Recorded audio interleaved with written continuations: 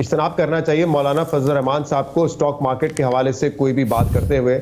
जिस तरीके से वो कोरिलेट कर रहे थे कि मार्केट ऊपर गई फिर नीचे गई, खुदा ना खास्ता कोई ना समझ उनकी बातों में आके उसी ट्रेंड को आगे फॉलो करने की कोशिश करे तो बड़ा नुकसान उठाएगा।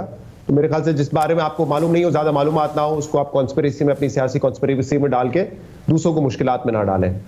जहां तक मौलाना फजल रहमान या जावेद लतीफ साहब या इस तरह का कोई भी शख्स अगर ये समझता है कि ये कोई प्रोजेक्ट इमरान खान है और उनको दोबारा लाने की कोशिश के लिए किया जा रहा है और आमतौर पर हमारे मुल्क में ये एस्टैब्लिशमेंट करती है, तो बेसिकली वो ये कह रहे हैं कि जिन्होंने 9 मई को कोर कमांडर हाउस जलाया, जिन्होंने GHQ पे हमला किया, उनकी अब सहूलतकारी हो रही है उन्हीं की तरफ से जो माजी में करते हुए आए। तो मुझे तो ये बात किसी तरीके से हजम नहीं हो रही। आप एक बहुत बड़ा एलिगेशन, एक बहुत बड़ा इल्जाम लगा रहे हैं उस इदारे पे कि जिसके जो विक्टिम था 9 मई को, वो अब इमरान खान की सहूलतकारी में आ गया और इमरान खान की प्रोजेक्शन कर रहा है। क्योंकि माजी का मैं हवाला दे रहा हूँ, माजी में तो एस्टैब्लिशमेंट पे इल्जाम लगता है कि वही इलेक्शंस में इंटरफेयर करते हैं। तो मुझे तो इस बात की ना कोई तुक समझ आती है, ना कोई इसकी मंतक नजर आती है। असल में हो ये रहा है कि क्योंकि इस वक्त जो हालात है उसमें इंतजामिया बहुत ओवरडू कर रही है चीजों को। किसी को जमानत मिलती है अदालत से, फिर अरेस्ट कर लेते हैं, फिर जमानत मिलती है, फिर अरेस्ट कर लेते हैं। कोर्ट्स भी फ्रस्ट्रेट हो रहे हैं। जजेस के आप रिमार्क सुन ले, चाहे आज इस्लामाबाद हाई कोर्ट के हो या सुप्रीम कोर्ट के हो, जो सीनियर जजेस हैं, जो अपनी रेप्यूट की वजह से यहां तक पहुंचे हैं, उनको भी बड़ी तकलीफ हो रही है जिस तरीके से जो चीजें बड़ी ब्लेटेंटली हो रही हैं। पहले भी होती रही, पहले थोड़ा पर्दा होता था, क्योंकि ब्लेटेंटली हो रही है तो जजेस भी शायद इस वक्त जो माहौल है सोसाइटी में उससे एम्बेरस फील कर रहे हैं। उनको ये फैसले देने पड़ रहे हैं जो कि बाय एंड लार्ज हर शख्स कहता है कि ये फैसले मेरिट पर आ रहे हैं। हाँ, जल्दी आ रहे हैं लेकिन मेरिट पर आ रहे हैं। और फिर डिबेट वही होती है कि जल्दी क्यों ना आए, कि नवाज शरीफ की तरह 4-5 साल इंतजार करके आए, तो फिर वो सब कहते हैं कि गलत है, अदालतों को ऐसे भी नहीं करना चाहिए। तो अगर जल्दी आ रहे हैं तो फिर, और अगर दुरुस्त आ रहे हैं तो फिर क्यों ना जल्दी आ जाए वो फैसले। तो मुझे ये जो ओवरडू हो रहा है सारा, इस वजह से नादानिस्ता तौर पे, मैंने कल भी ये कहा था, नादानिस्ता तौर पे पीटीआई को जवाब मिल रहा है। डेली बेसिस पे उनको जो है इस तरह की फुटेजेस, इस तरह के विजुअल्स मिल रहे हैं जिसको वो और ज्यादा इस्तेमाल करते हैं, प्रोपेगेट करते हैं। आपको पता है उनकी सोशल मीडिया स्ट्रेंथ कितनी है। उनको जब आप मवाद फराहम करेंगे तो वो विक्टिम कार्ड भी प्ले करेंगे। ज्यादती भी हो रही है, इसमें भी हकीकत है। वो उसको एस्केलेट करके ज्यादा प्रोपेगेट भी करते हैं।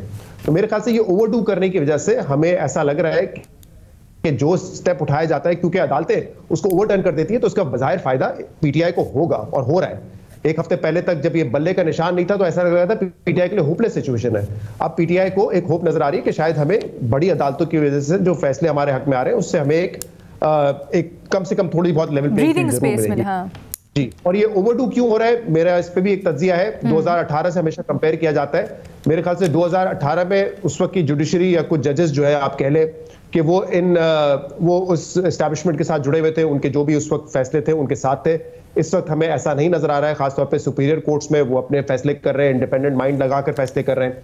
दूसरी इसकी एक बड़ी वजह मकबूलियत की है।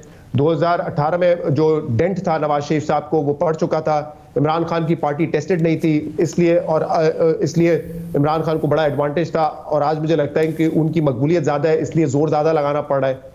फिर एक बहुत बड़ा इंपैक्ट सोशल मीडिया का है। पीटीआई की प्रेजेंस कोई इनकार नहीं कर सकता, सोशल मीडिया पे बहुत ज्यादा है। और सिर्फ ये नहीं कि ट्विटर की हद तक है, जाहिर सी बात है कि आम आदमी मैसेजेस अपने व्हाट्सएप के जरिए पढ़ता है, एक्स के जरिए पढ़ता है, फेसबुक के जरिए पढ़ता है, उन पर असर होता है इसका।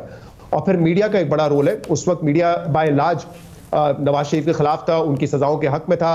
आज आपको वो लोग जो कि नाकिद हैं, पीटीआई के शदीद नाकिद हैं, वो भी आपको नजर आता है कि पीटीआई के साथ इस मामले पे खड़े हुए कि उनको लेवल प्लेइंग फील्ड मिलनी चाहिए।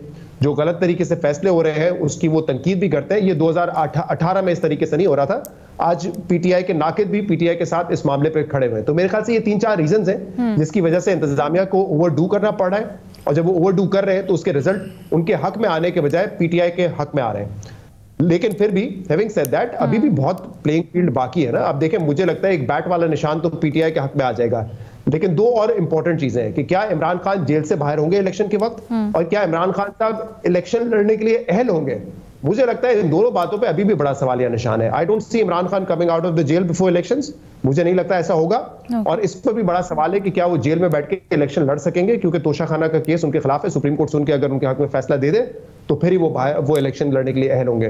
तो मेरे ख्याल से कुछ चीजों में उनको जरूर अभी सपोर्ट मिली है, लेकिन ये दो बड़े अहम फैक्टर्स हैं कि क्या पीटीआई के लीडर इमरान खान जेल में होंगे और क्या इलेक्शन लड़ेंगे। और दूसरा ये कमिंग क्लोज टू इलेक्शन क्या कैंपेन कर सकेगी पीटीआई?